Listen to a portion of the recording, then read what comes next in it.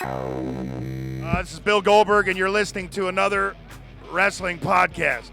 Check it out. Unless you went to Georgia Tech, and you probably can't read that. Hey, Roman.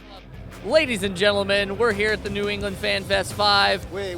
Come on, from the Oh, man. From here.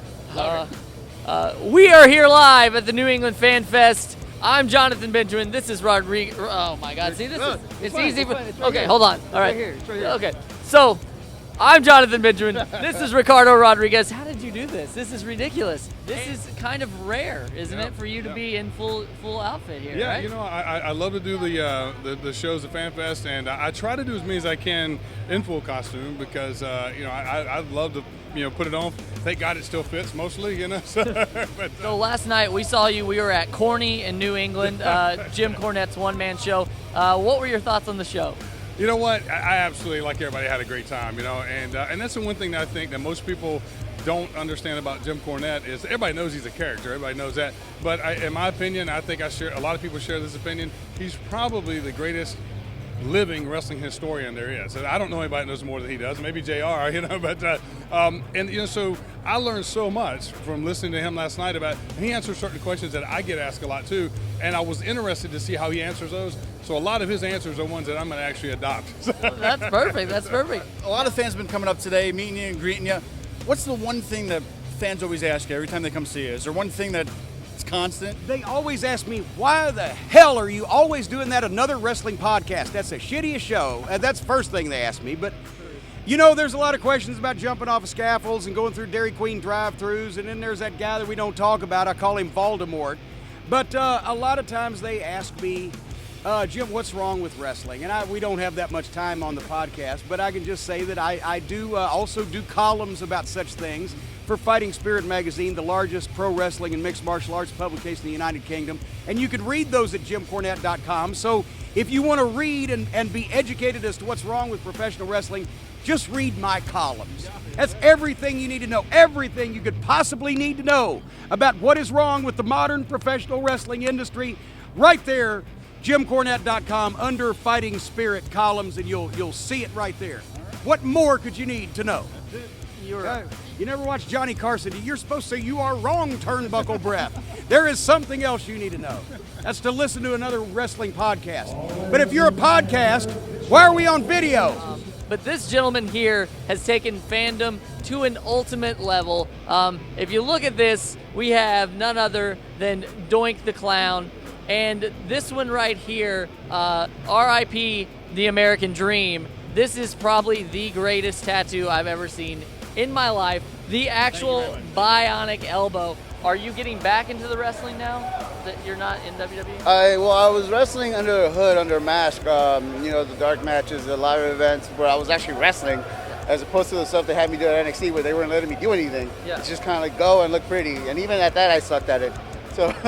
But no, since I left, I've been wrestling every weekend. I've done tours in Australia, in Europe, Mexico. I'm constantly going to Puerto Rico. I had one of their titles that actually Ric Flair had at one point as well.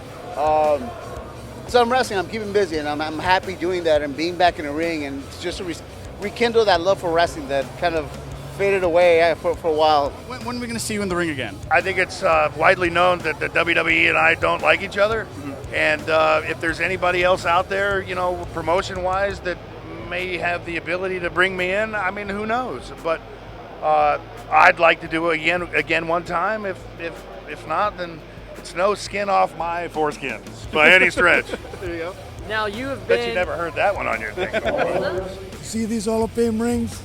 That's from you wonderful people that you gave to me. I appreciate it. I love it. And I love you too, brother. All right. Well, I didn't think I was going to get that, but I really appreciate it. I'm going to take the mic for a second and we're going to talk about it. There's a guy walking around who thinks he's the macho man, but there's no macho man because I'm the madness, brother. And what you going to do when Hulkamania runs wild all over another wrestling podcast, brother? What you going to do? Where's Bret the Hitman Hart? Well, you know something?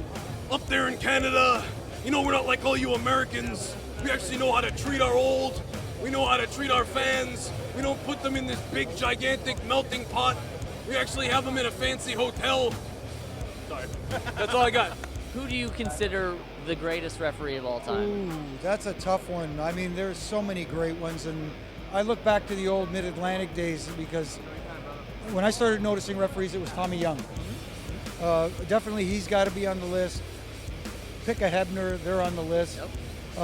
Local Jimmy White, one of my mentors also. He's got to be on the list. There's just so many. You look at other places. You look down in Memphis, and there's Jerry Calhoun, who was great. You look down in Texas, and you got like David Manning down there, who was also great. So it's almost like everywhere you went, there were great referees. So to try and put one ahead of the others is just next to impossible. Man, I've met everybody today. I've had a fun. I even drank a bottle of JR's barbecue sauce. It's amazing. It's awesome. Why should they know about Vladimir Joseph? Why should they know about me? I am almost 400 pounds and I can do a backflip. Oh. Yeah, that was cool. What are you currently doing right now? So I'm going to take this from you because there's a lot going on right now. Okay. So I'm a mother of two. I have a 7-year-old boy and a 4-year-old daughter.